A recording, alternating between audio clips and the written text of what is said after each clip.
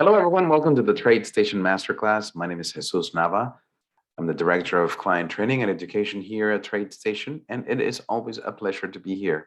Today's title is Multi-Data Chart Analysis. So we're going to highlight some of the functionality in TradeStation around those features and some of the things that you can accomplish by using multi-data charts. Before I jump over to today's topic, let's go through some of the disclosures. Keep in mind that every symbol and idea that I talk about is for educational purposes only. It is not a recommendation of TradeStation. Also, active trading is not suitable for everyone, and past historical performance is no guarantee of future results. For additional information, please click on the link that you see right there at the bottom of this PowerPoint slide, www.tradestation.com/important-information. Thank you guys for being here. Let's go ahead and switch over to my TradeStation platform and let's talk about this interesting topic, which is multi-data charts. Has any one of you used multi-data chart in your analysis, and in what shape or form? I mean, have you been doing some technical analysis? I'm just curious to know, how have you been able to use and how have you been able to take advantage of this functionality? While you guys do that and share your comments, let me go ahead and set up a chart here for my TradeStation platform. This is Walmart. I'm gonna open up my position graph bar.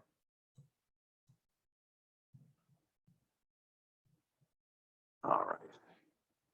Okay, so Peter says he hasn't started using it. All right, so let's go ahead and talk about some of the things you can do in here. By the way, my charting application has the classic toolbar.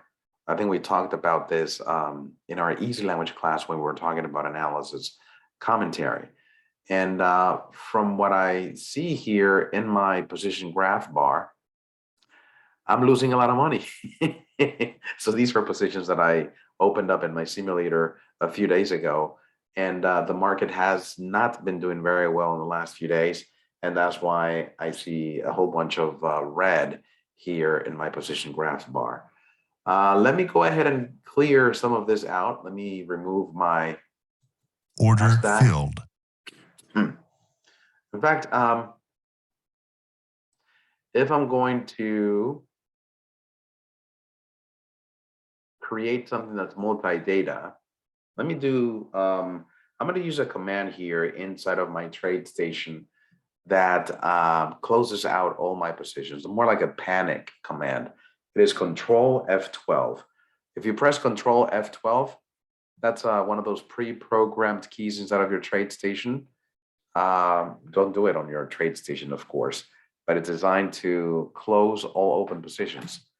Of course, it has a confirmation window before it proceeds, and even so, I think order entry macros are locked. Just a moment ago, we were talking about how to lock and unlock order entry macros, or even hotkeys, but by default they are locked, for a good thing, because we don't want you to be placing orders accidentally. But Control F12 is pre-programmed to close all positions. Notice that I just pressed it here on my computer, and it says, would you like to run the close all positions macro? And I want you to keep an eye right here at the top of my TradeStation, because as soon as I click on yes, everything will be cleared out from my account. When I say yes, order filled, and take a look, it just sent market orders for each one of my open positions and closed them out. Is it helpful? It's scary that you can close everything in your account with just a hotkey, right? If you're looking for something like that, it's already created inside of TradeStation. Is the Control F12, and just be mindful of what it does and how quickly it does it. It doesn't really discriminate between long or short. It doesn't discriminate between stocks and futures. It just goes out there and closes everything you have. So be careful, okay? Your strategy, says Jim's, don't use it yet, but may have some usefulness. I do agree, Jim. Looking at multi-data does add a different spin to your strategy, especially if you're looking at other symbols like volatility. Looking at the VIX, Does that have any effect on what my strategy is doing? So some of those type of multi-data charts, I do agree, will definitely have an effect on strategy performance. Hopefully it has a positive effect, right? Let's control F12, close all positions to all. Yes, it does. It swipes everything account by account that you have connected to your TradeStation platform. So it should do it across all different accounts. Let's take a look at that command line though. Let's go here and go to view. I'm going to go to shortcuts just to make sure that it's exactly what we intended it to be. Let's go to macros because this is a command line macro that's called close all positions. And if I edit this macro, it just uses the command close all positions. That's all it does. So it's something that is built into the program. It doesn't really specify accounts there, but the close all positions just should go, account by account that is linked to your TradeStation platform, position by position, and just clear those out with market orders, regardless of what's happening to the market, regardless of what it's trading at. They'll just try to clean you out completely, immediately, within fractions of a second, just like you saw in my simulator. So a little bit scary, yes. But that's the way that it was designed. All right. I didn't get any feedback or any responses here about how you would want or what type of exercise or example you would want to see as a multi-data chart. I guess what Jim suggested, maybe doing it in a strategy, which is interesting. Let's see. But the thing is that if we do it in a strategy, we're going to have to go into easy language, which is okay.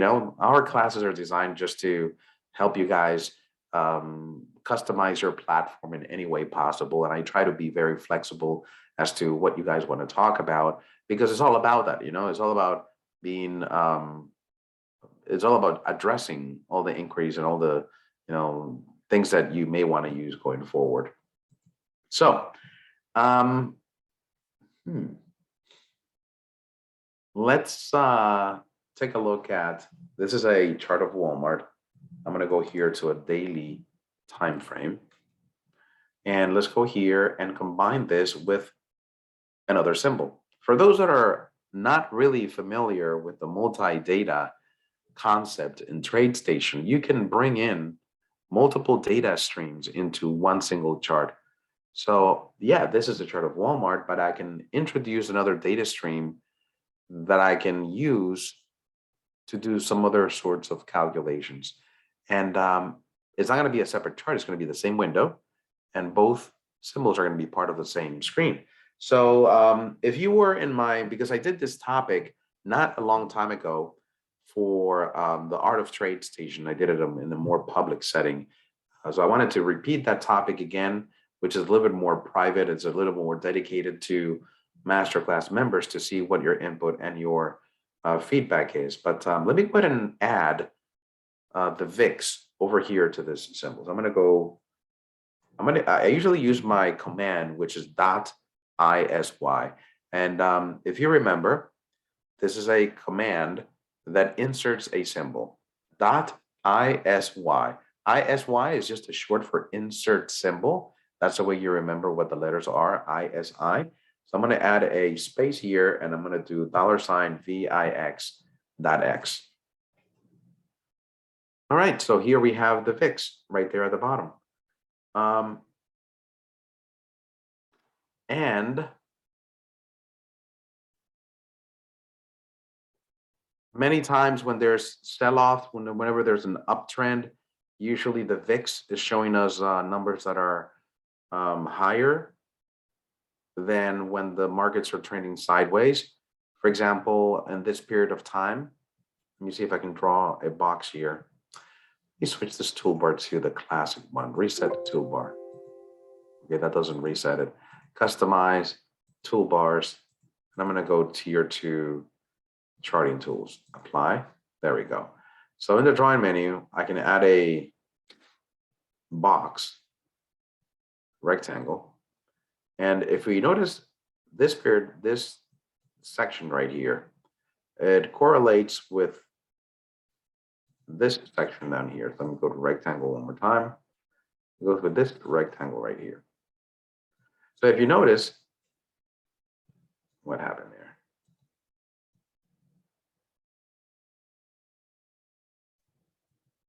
Okay. If you notice, in this section of the market where the bars are not really showing any clear trend, they're pretty much, going sideways within a channel, trading between, I think it was 138 and 142 for several days, few weeks. It traded between those two channels. And notice how low, that is represented on VIX. Maybe a lot of securities were also trading sideways during that period, and that's why VIX is showing so low numbers. So if we add a strategy here that looks at the VIX and say, well, if the VIX is not above a certain level, then don't trade. That would be interesting. Let's go ahead and do something simple like a moving average trade and see what effect it has on our profitability. Let's go here to studies, add strategy. Let's do just a moving average. I'm going to do just a simple moving average, long entry and long exit. Okay, so do we want to do the short side too? Let's do the long entry and the short entry so that one exits the other. Let's click OK. And OK. So for Walmart, so we have our strategy in there. What I may want to do is, because all these are reversing strategies, so what I don't want to happen in this particular scenario is for us to not take a trade when it's going sideways and lose some profitability, because that would be, working against us.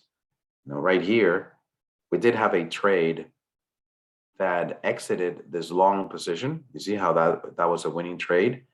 But if we're going to create a filter that prevents trading based on data number 2, if it's low or lower than a certain level, then we may not get out of that trade because we have no trading activity here.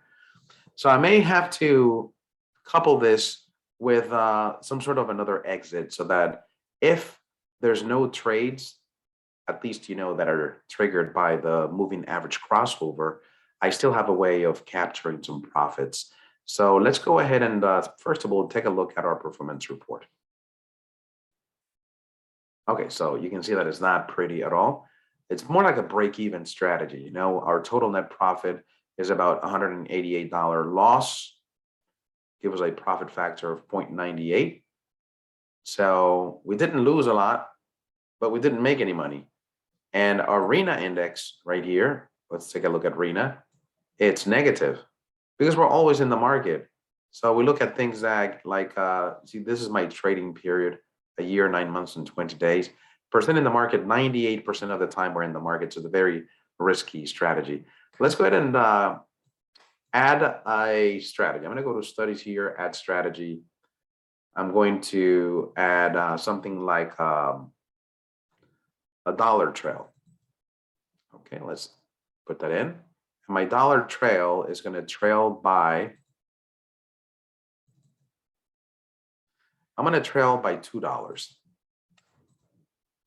I'm just looking at the prices here, and I see the jumps from 142 to 144. What I don't want the trailing stop is to get me out too soon, so I'm just putting in a $2 trailing stop. Okay, so you can see that it made our strategy a little bit better because now we have a trailing stop. We may have to increase the trailing stop amount because, for example, in this trade that we were looking at earlier, we got out a little bit too soon. So we kind of missed this big uptick or upswing that happened a few days later. So let me go in there. And what I'm going to do is I'm going to optimize this to see what the amount, the proper amount would be. I'm going to go from 1 to 7 in increments of 1 and optimize. There we go. So now we can see that the trade actually went all the way up there. And my settings, why did I come to settings? I want to see the input. So the dollar trail amount made it 3 instead of 2. It actually found that 3 was the better amount. Okay. So now let's talk about some of these losing trades. A lot of times, when the markets are going sideways, let me zoom in right here in this area. Now the market, there's no clear direction. You can see how we have back-to-back losing trades. 1, 2, 3, 4, 5, 6. 6 losing trades. And how far up did our VIX indicator come up? So let's go over here and do a horizontal line. I'm going to draw a horizontal line right about here. Let me do a 28. Why a 28? Because I want to filter out this trade. So I'm going to say if the VIX is below 28, don't take that trade. So it's going to skip this one, this one, this one, this one, this one, all these trades that are negative. And it's only going to trade when, see, it's going to skip that trade too because it's below 26. So a lot of these filters that are using multi-data may work against you. That's a whole reason why we do back tests, just to make sure that we're doing something that makes sense. So let me go over here, zoom out. Yeah, that horizontal line that I drew is a little too high. That would be a little bit way too restrictive. So I'm going to, I'm going to bring it down because I want to take advantage of the higher spikes over here and make sure that if it's going to enter, it enters properly. So I'm going to do it right here at 20, somewhere at 20. So if the VIX is very low, don't take the trade. I want some volatility happening in order for, to push the prices up or down. So let's see if this works on in a particular idea. I'm going to, I didn't want to modify this one, but let's go ahead and do it. Let's go and edit the easy language. I have 2 strategies out here. This is the moving average long entry. And I'll also do the short entry. Here's my sell short, and here's my buy to cover. Let me go ahead and rename these so that I don't mess up the original. So this will be exclamation JN. Okay. And the other one, file, save as, is also going to be exclamation JN. All right. So here in the long entry, here we have current bar, confirmed bars. Okay, that's fine. We can leave that in. And counter equal confirmed bars, then buy next bar at market. So we want to add another condition here. Because confirmed bars, what confirmed bars is doing is just, these are,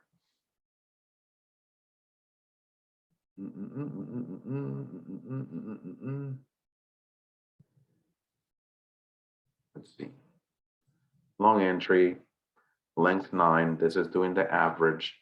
If price is greater than the average, then it starts a counter.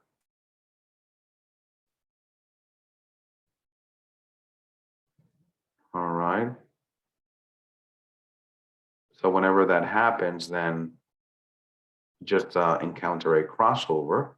So what we need to do, yes, exactly. What Jim just said here is exactly what I'm going to do. We're just going to add an and the statement and just confirm it and just verify it and see if it made any effect on the strategy. I was trying to understand the way that this indicator was written. It's kind of interesting because the way that I would have written it is just using a regular calculated average. And I would say if the close crosses over or crosses under the average, that's when I want to trade. The code here is a little bit more, let me call it elegant. It kind of, when the price is great, it starts a counter, but when it's not, it resets the counter. So confirm bars is 1 here. So it's keeping track of how many bars ago the switch happened. So if it happened just one bar ago, you mean that you've crossed over to the other side. So it's interesting how they did the crossover here as a way of giving you flexibility of also saying, well, if it didn't, maybe if it didn't happen right now, but if the crossover happened maybe 2 or 3 bars ago, I'm still interested in taking a trade. That's the reason why they did this. But here in this condition right here that buys, I'm going to add that big and, as Jim suggested, and close data 2 greater than VIX threshold. Let's call that VIX threshold that we are probably going to do as an input. That way we can, if we declare it as an input, the nice thing is that we can optimize. By default, we set it at 20, or we drew the line at 20. We talked about 28 being a little bit too high, but then we're just eyeballing it. So let's go ahead and create an input so that we can optimize it. I'm going to initialize that at 20. So if data 2, if the close of data 2 is greater than our threshold, then that's when it's going to buy next bar at market. Okay, let me go ahead and copy this because I'm also going to do that. Let me verify this. And I'm also going to do that for my short entry. I'm going to just copy that into that. Looking at the VIX threshold. Let me copy the input as well. This is my input up here. And I'm going to do it for the short entry as well. Okay, now let's verify this. So now I have to go back to my trade station.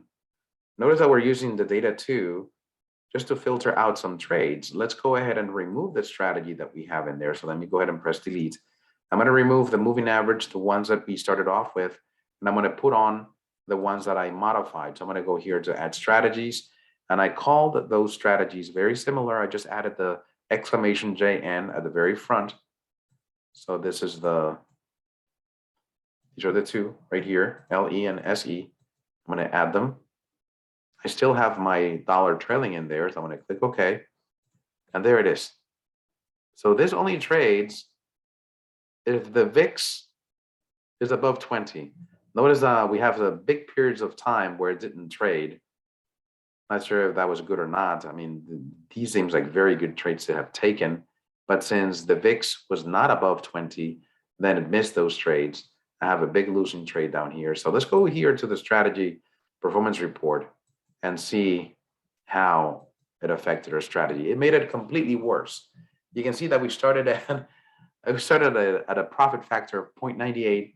Then we went up to $1.25, I think. Now we dropped to 84. Now Arena is negative right here. So although we're only 33% of the time in the market, Arena is negative because of our profit and loss ratios. Let's go ahead and see what the optimization tells us. And the nice thing about creating an indicator that uses multi-data, or a strategy that uses multi-data, in this case a strategy of course, and you use a parameter that is tied in with data 2. Notice that this is a calculation or an optimization that I'm going to be performing using data 2, which is pretty cool. So I'm going to go here and on the long entry, and I'm going to optimize that threshold. Let's go here from 10 all the way to 30 in increments of 2. I think that's a good ratio, or a good range, I'm sorry. Let's go to the short entry, optimize from 10 all the way to 30 in increments of 2. And click OK. And optimize. So this optimizes, and of course, it's going to make the strategy performance better. We have a 1.5 profit factor. Arena, I'm sure it's going to be positive. It's at 35. We're still at 33% of time in the market, so it's not as risky as being all the time in the market. But what happened here? What are the thresholds that it selected? Let's take a look. So for the long entries, is looking for the VIX to be at 30. So it actually, selected the top of a range. That's interesting. And for the short entry, it's a little bit more restrictive because it's looking for a VIX to be below 10. That's interesting. So let's say that we look at this short trade down here. This short trade of the VIX was, well, the VIX was lower here. All right, so let's take a look at what's going on here, add the conditions, because we're looking at data 2, 30, and 10. For the short trade, let's look at the short trade.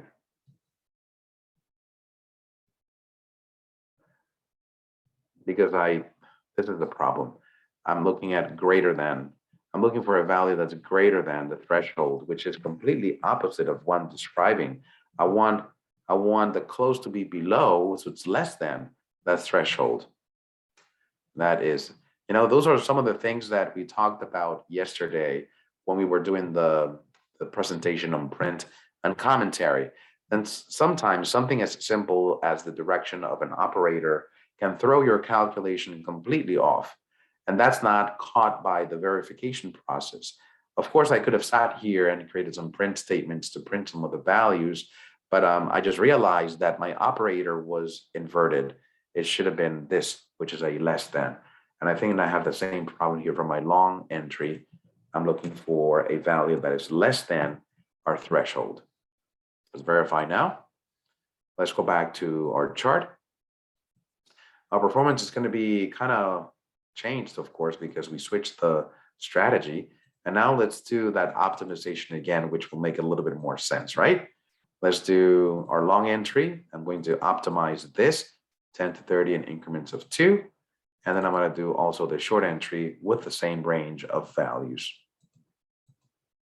I optimize, and then we get our strategy back. In this particular case, we get a better profit factor. RENA, it's even better at 50 and 37% in the market, which is great. So what are the parameters that it's selected? I can go to the settings and see them. So for the long entry, it picked 20. Interesting, that's exactly the one that we put in manually when we eyeballed it, right? 20. And 30 is the one for the short entry. So it's a little bit more relaxed on the short side. And just making sure that it's below 30 at least. So when we look at a short trade here, this is a short trade that happened on February 19th. On the bar before, which is where the criteria is met, the VIX, the closing of the VIX was 22, so definitely below 30. Okay, so that's the way that you use a multi-data setup in a particular strategy. If we did not have the VIX filter in here, let's see what the strategy would look like. So one thing that I can do is I can enclose that inside French brackets to see what the result would be. I'm going to verify this other one. So as soon as I do that, this recalculates, that's not using the VIX anymore. And you can see the performance report without the filter.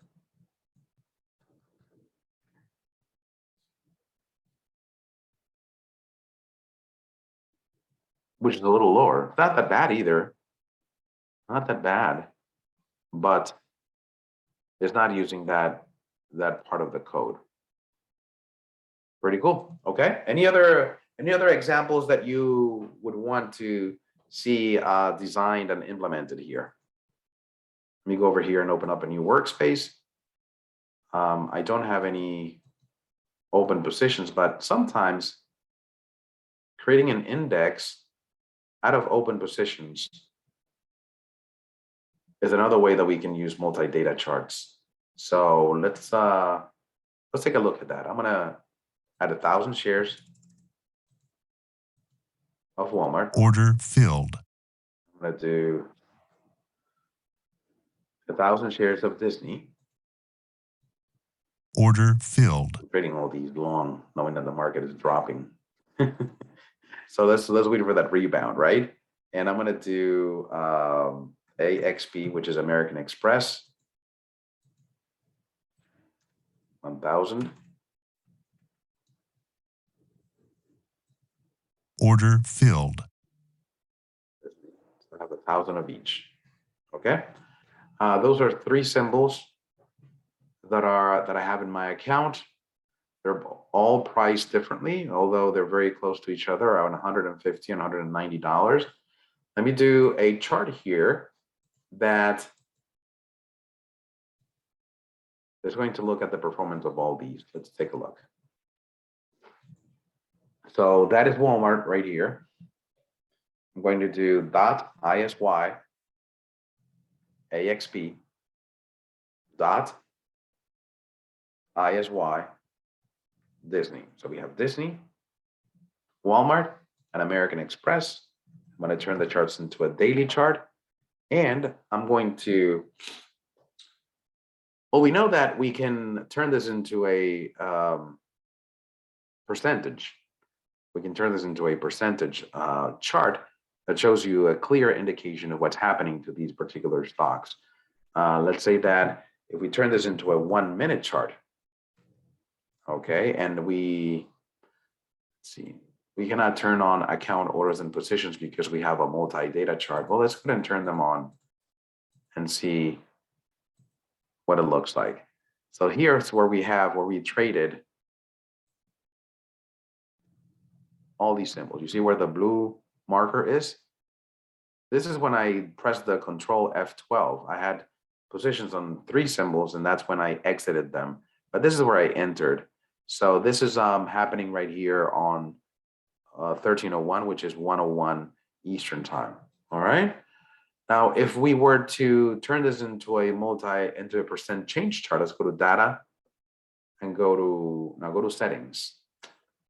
Now this is style percent change chart and enable. Of course, you're going to lose, the position information or the account orders and positions, but you can still reference that same time that we entered, which is 1301. And right here, I can right click and go to style, percent change chart, and calculate from this bar. So it's calculating exactly from the point that we entered those three positions, which is cool because now when I look at the percentage change down here, let me open this up a little bit more. When I look at the three different lines up here, I can see which one is performing better than the others since the time that I entered those positions. The green is Walmart, the blue is Disney, and the yellow is American Express. So you can see that Walmart has an edge, is up a little bit more than the others from that bar, not necessarily from entry price, because if you look at entry price, the one that's making me the most is Disney. And that could be just a matter of how the price that you entered. This is just calculating from the close of that bar, the 1 minute bar, which is not necessarily your entry price. But if you wanted to do something a little bit more detailed, like a way for you to enter your entry price or reference your entry price, it would require some easy language for us to do that. Okay, but this is a great way for you to keep track of the symbols that you have positions on, and maybe take a look at their performance this way. Let's see if I can find or think about another way that we can do this as well. Let me go over here and go to style, percent change chart, and disable this. So now we're back on three symbols altogether. Let's suppose that I want to combine the percent change of all these symbols from my entry price. That's interesting. Now, without overcomplicating this, let's write a formula that would do that for us, So let me go here on a different workspace. I think I have a trade manager window open. No, I don't. Let's go apps here and go to the trade manager. And the very top 3 rows are my positions for American Express, Disney, and Walmart. And I'm just coming here because that's going to give me the specifics on what the entry prices were. All right, so from my chart, I know that Walmart is data 1. Let's go here to data and edit symbol so we can see it more clearly. Walmart is data 1, AXP is data 2, and Disney is data 3. So Walmart, AXP, and Disney. I cannot go to workspace number 3, but this is what the formula would look like. So let's go here to Notepad because I want to make sure that the formula is big enough for you guys to see. Okay, let me go here and make the font slightly smaller so we can fit all the formula. And this is what it's going to look like. So it's going to be close minus close data 1. In fact, I don't have to spell the word close completely. I'll just use the letter C, and that is the same thing as saying close. Close of data 1 minus data 1 is Walmart. So I'm going to say Walmart. What price? I need to go back to this workspace. So Walmart, we entered at 137.28. 137.28. So that's going to give me the difference of the net change from the entry to the closing price. And I'm going to divide that by my entry price, 137.28, to get a percentage change, right? So does that make sense? So we subtract the closing or the current price from the entry price, and whatever that difference is, we divide it by 137. If my math is wrong here, please let me know. Catch me while you can. You know, if you think that I'm doing something wrong, then let me know. I'm just trying to calculate the percentage change of my Walmart position, and then just to combine all the percentage changes together so that I can have more like a portfolio index that tells me what my overall percent change is. Does that make sense? Okay, hopefully it does.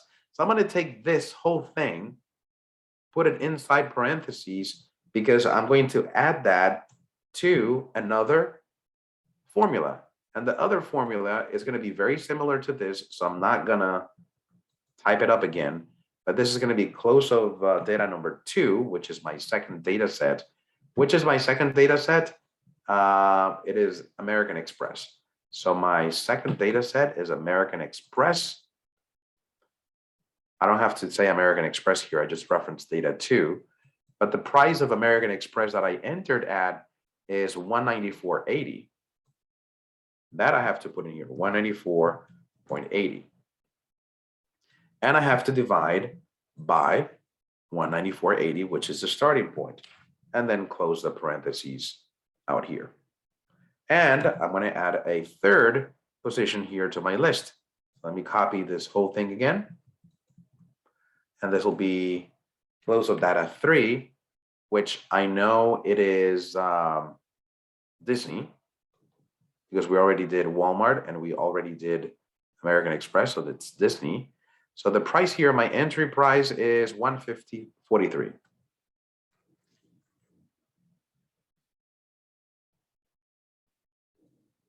Okay, I'll put it here too.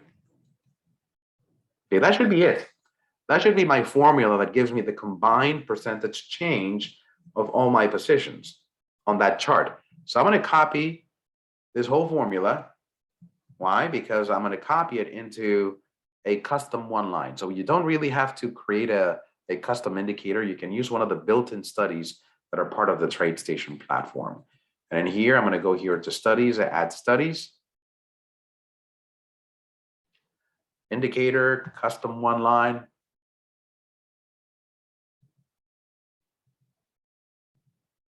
Okay, in the inputs tab, I'm going to erase the formula that's there. I'm going to paste what's in my Windows clipboard. I copied it from the notepad. I notice that it's a big, long string that we typed up. You can see why I chose Notepad or Word or any other, editor for you to type it up, so because it gives you a little bit more space and you can double check your math, but it all fits in there. And I'm just going to click OK. Here it is. Now,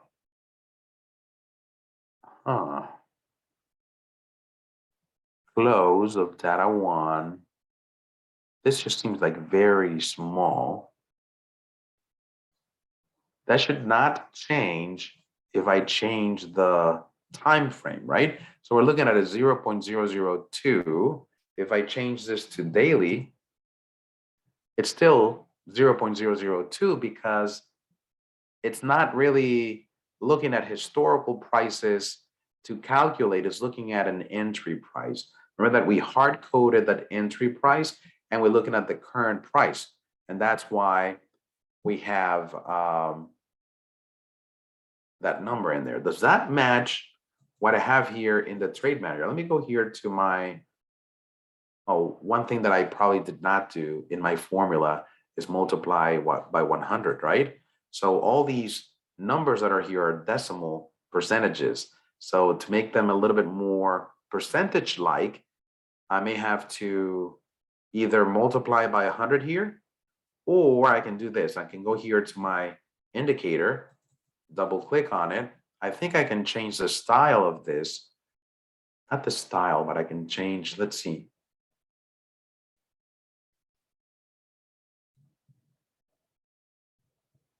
Yeah, that would be something that you can do. Not in scaling, that would be something that you would do in the radar screen. You can change how the formula plots. So I'm going to come over here to my formula, and I'm going to just didn't want to add more parentheses here, but I need to multiply. Yeah, I think Maximo just saying multiply by 100 for percent. Jim also suggested that, so thank you for that. So let me go ahead and add more parentheses. I just want to add parentheses just to make sure that I keep everything separated. I think I put the parentheses where I shouldn't have, so it goes out here. So one more parentheses at the beginning, then times 100 at the very end and close the parentheses.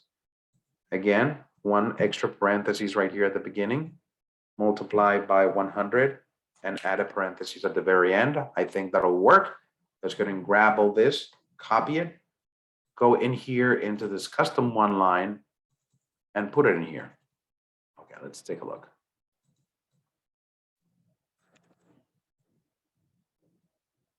And just click here. There we go.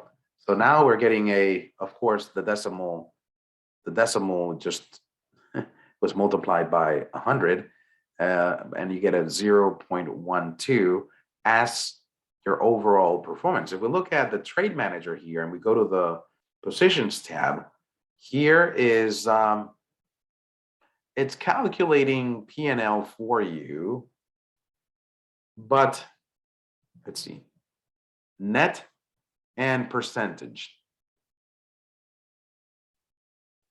So this is the one that is not being totaled here.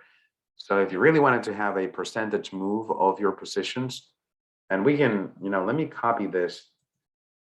I don't have to copy the trade manager. What I'll do is I'll just open up a trade manager in here so you can see. And that way we can keep track of both. So trade manager, positions. Let's go ahead and put these windows vertically. So by looking at these percentages, if you add these percentages, you're right at 0. So here we have a plus 0.12, a minus 0.13, and a plus 0.01. So they kind of even out together. So even though the total P&L, we're up 15 cents, if you take all 3 positions simultaneously, the percentage, we're kind of flat in here. We're down at 0.06%. Now, of course, I can take all these symbols over here and say, I want to hide them and just focus on the calculation of my study. That'll make it a little bit more prominent. And this is all, I can, double click the style. I can make it a histogram instead. All right. And that's a histogram right there for my P&L. And I can see how the P&L has fluctuated historically. Of course, we have an entry price that we have to account for. So the real-time calculation is what matters the most. What happened historically doesn't really apply because we didn't have those positions open in history. So maybe this type of calculation would go better. But it can go here in a chart. It can also go into radar screen as well. It's just a matter of looking at all the different positions you have open and see what that value looks like. Yeah, the historical values make no sense here because it would be subtracting the closing, of those historical bars, which doesn't really matter because you didn't have the position open back then. But it's interesting how the price fluctuates and deviates. Look at that over here back in March of 2020 based on your entry price. So yeah, I mean, it could work as a way of analyzing profitability, historically, taking the current prices of your entries. I guess that would be interesting to know. I'm not sure how valuable it would be, going forward, but at least, this calculated value that I see here, that's my overall percentage performance, combining the 3 positions that I have on the screen. Is it difficult to set up? Maybe. Maybe we just come over here and look at the percentages inside of the trade manager. I guess that would be better, right? But this is just an exercise for you to know how to reference these multi-data streams and just get you thinking about all the different types of calculations you can do when mixing symbols together.